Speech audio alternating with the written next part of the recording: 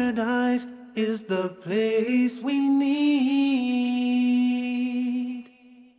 I feel the peace inside of me.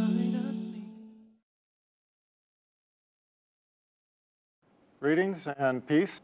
This is Dr. Laurence Brown with another episode of Interfaith Issues, where we discuss the issues of common interest to the three Abrahamic religions of Judaism, Christianity, and Islam. Today I'm going to be talking about the subject of where is the Christ in Christianity. Now that title might strike people as a little unusual if they have not been introduced to the concept before.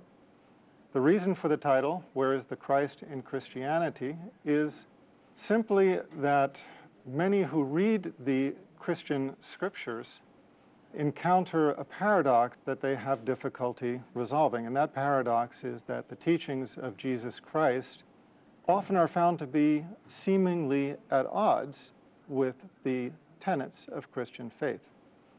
Now, I would like to begin by backing up a step to the Old Testament. We all know, of course, Christianity is based upon the New Testament, but let's back up for a minute to the Old Testament, the scripture that Jesus Christ held up as the scripture of his time. We have to remember that Jesus Christ was an Orthodox Jew. This is why he is frequently referred to as Rabbi Jesus. The Old Testament was the book that Rabbi Jesus held up as the book of laws of his time. These were the laws that he taught to his disciples. And so it is important for us to take a speculative look at the Old Testament. Let's begin with Genesis 32, where it is recorded that Jacob wrestled with another man? No. An angel?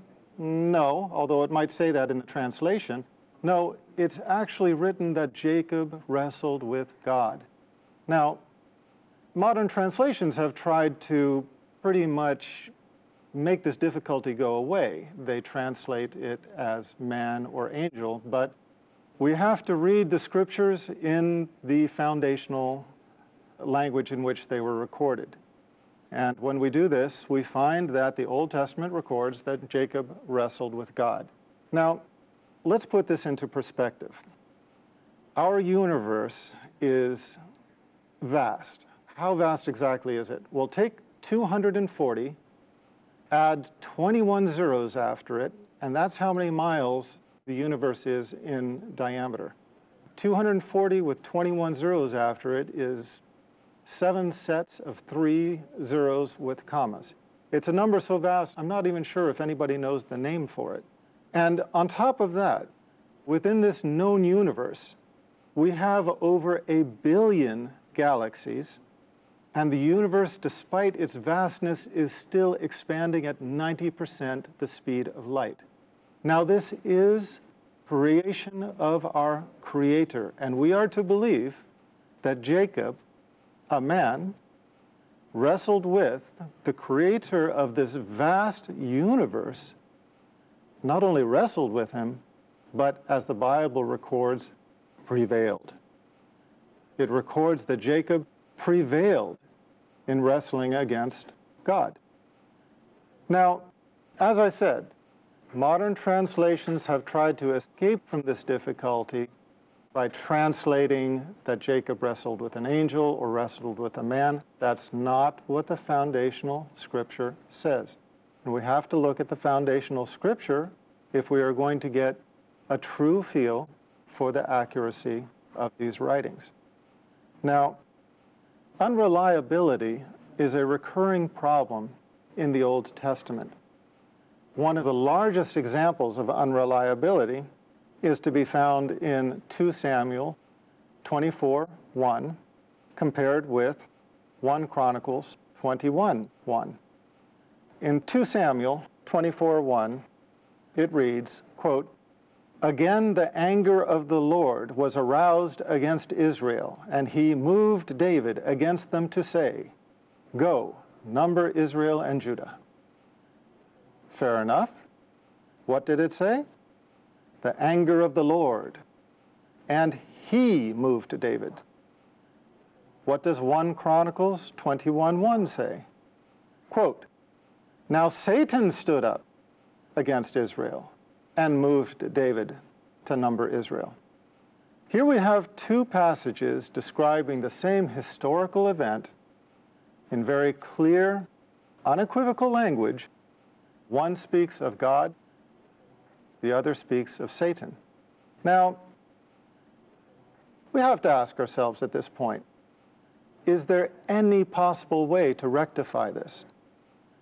In another passage, as I told you, Genesis 32:24 through 30, it records a man, Jacob, as having wrestled with God.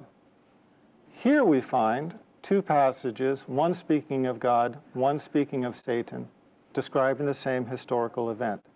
In both of these passages, there is no possible way to rectify this inconsistency. So, which was it? Was it the Lord or was it Satan? We don't know. But what we do know is that it renders the Old Testament unreliable as a book of Scripture. As God is all-knowing, all-powerful, perfect, and all-reliable, he does not make the simplest of mistakes. A human being might, and we have to assume, okay, maybe this mistake came from a scribe. But if the revelation has been passed down to us in this time, with these errors existing within the text, and we cannot trust that portion, then what portion can we trust? Now, Christians would like to believe that the New Testament is free from such errors. Christians would like to say, well, okay, that's Old Testament. Let's not worry about that. We have the New Testament. We don't base our faith upon the Old Testament. That's of historical significance because the New Testament replaced the Old Testament. Well, it's a fair enough argument if it bears water. And in order to analyze that, we have to look at the New Testament and consider whether or not there are similar inconsistencies. So let's do that. To begin with, where Jesus and his family allegedly fled when they were persecuted, one gospel, Matthew, records the family having fled. Another, Luke, records the exact same scenario. One records the family having fled to Nazareth. The other records the family having fled to Egypt. Matthew 6:9 through 13, Luke 11:2 through 4, they differ over the wording of the Lord's Prayer. Now, think about what this means. We're talking about the Lord's Prayer. We're not talking about a little esoteric, little-known prayer. We're talking about the Lord's Prayer, the most commonly quoted Christian prayer in the world throughout the history of Christianity. And yet we have two different versions of it. It is described in two Gospels, and the wording does not agree. How much does the wording not agree? Over the last several years, the Jesus Seminar has compiled over 300 fellows of the Jesus Seminar. These are leading Christian scholars who represent their various faiths. They are at the top of the academic and the theological field, and they analyze the Christian scriptures.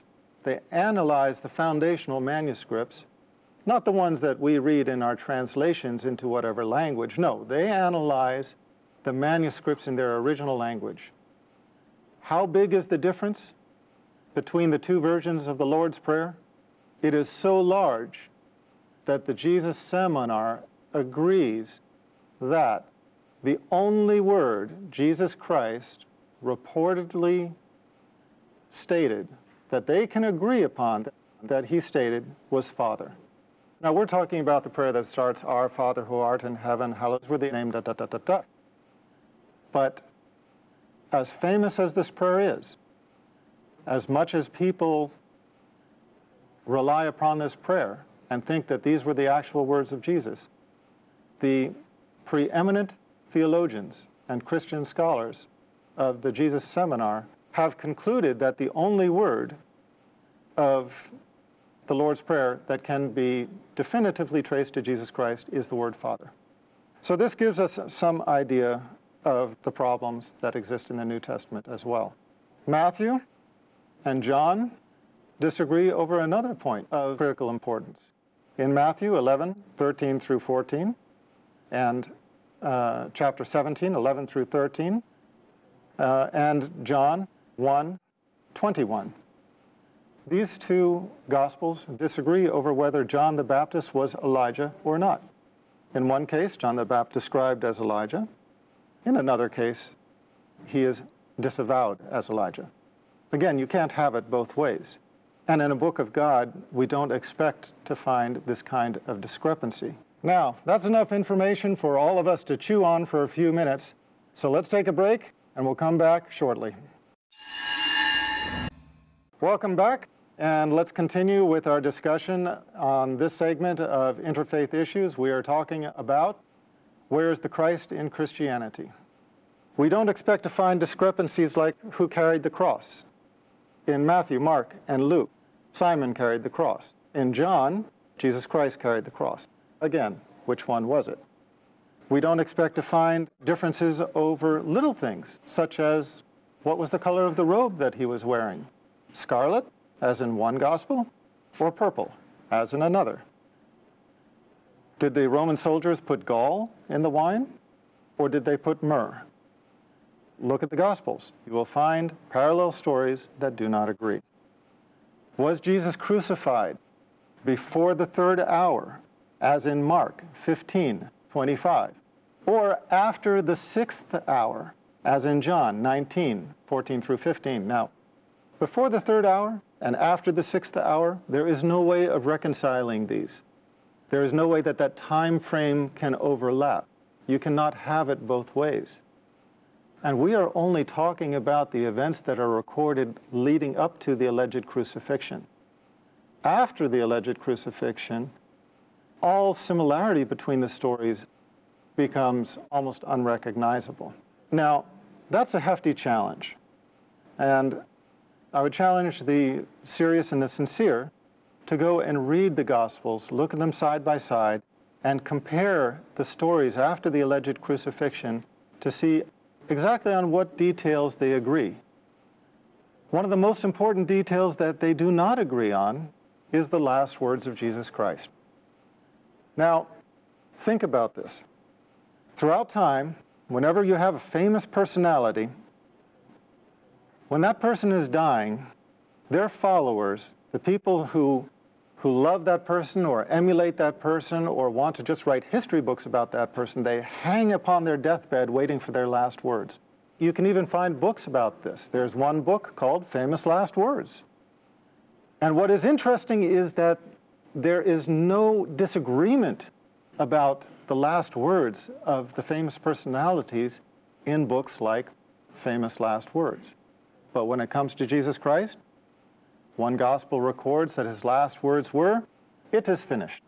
Another gospel records that his last words were, "It is finished?" No, not at all. The other gospel records that his last words are, "Father, into your hands I commend my spirit." Which is it? Again, you can't have both. You can't have he said this and then said that and they were both his last words. No. If you said this and then you said that, this is no longer his last words. These are only a few of a long list of scriptural inconsistencies, and they underscore the difficulty in embracing the New Testament as unadulterated scripture, scripture that we can be comfortable hanging our salvation upon, trusting that this book will get us into paradise because it is letter perfect and we can be assured that it is pristine revelation from God. Because quite clearly it is not. There are inconsistencies that cannot be rectified with one another. Hence the question, where is the Christ in Christianity? On one hand, we have a religion that is named after Jesus Christ. And if you ask any Christian, what is the foundation of your faith? What does it mean to be Christian? They will say it means to follow the teachings and the example of Jesus Christ. But now, if that is the case, why do we find such a large disparity between what Jesus Christ teaches and what the church teaches as the tenets of Trinitarian Christian faith. Let me give you some examples. Jesus Christ taught Old Testament law. That's why, as I said in the beginning of this talk, he's known as Rabbi Jesus. Paul negated it. Jesus Christ taught that God is one God. The Pauline theologians derived the Trinity. Jesus called himself the Son of Man 88 times. 88 times he called himself the Son of Man. Not once did he ever call himself the Son of God in a literal, begotten, not made sense. What did Paul call Jesus Christ? The Son of God. What do Christians know Jesus Christ as now? Allegedly the Son of God. We have to ask ourselves, when we are following the tenets of Christian faith, or those who follow the tenets of Christian faith, what are they adhering to more closely, the teachings of Jesus Christ or the teachings of Paul? And make no mistake about it, they are not the same. The teachings of Paul, as I just stated, in most cases are contradictory to the teachings of Jesus Christ, negating the Old Testament law, denying the unity of God, denying the direct accountability, meaning praying directly to God instead of praying to a saint or an intercessor, identifying Jesus Christ as a man and not as the Son of God. These are critical points upon which Paul and Jesus Christ were at odds. Paul was not only at odds with the teachings of Jesus Christ, but he was corrected by Jesus' disciples. It is well documented in the New Testament, the animosity between Peter and Paul, the animosity between James and Paul. So again, the title of this talk, Where is the Christ in Christianity? Because what we are finding is that what Jesus Christ taught is not the foundation of the tenets of faith encountered in Trinitarian churches of this time. Rather, the Trinitarian churches of this time are based predominantly upon the teachings of Paul. How recognizable is this? Is this something that I am seeing for the first time nobody else has seen? Is this something that has escaped the knowledge of Christian scholars? Not at all. They are well aware of it, but they are shy to talk about it. Let me read some quotes. Lehman contributes, quote, "What Paul proclaimed as Christianity was sheer heresy, which could not be based on the Jewish or Essene faith, or on the teaching of Rabbi Jesus. But, as Schoenfeld says, the Pauline heresy became the foundation of Christian orthodoxy, and the legitimate church was disowned as heretical." Was this only to be found in the writings of Lehman? No.